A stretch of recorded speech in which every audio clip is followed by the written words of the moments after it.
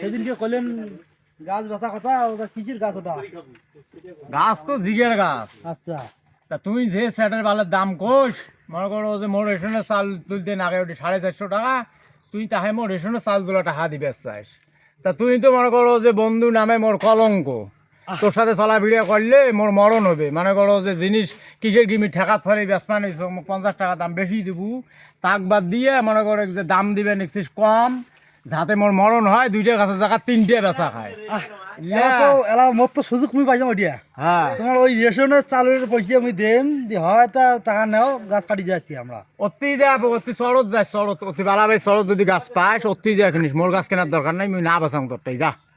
তোমার ঠেকাত পড়ে নাই? ঠেকাত পছং তা পছং ঠেকাত দি পড়তেন তো ওই চালের পয়সা দিমলাই তোমার গাছ নেওয়া আছে। আপনি মোর ঠেকা চলবে, আল্লাহ চলাইবে যা, তোরটা না বাঁচাং। আল্লাহ আল্লাহ চলাই দিয়ে চলো।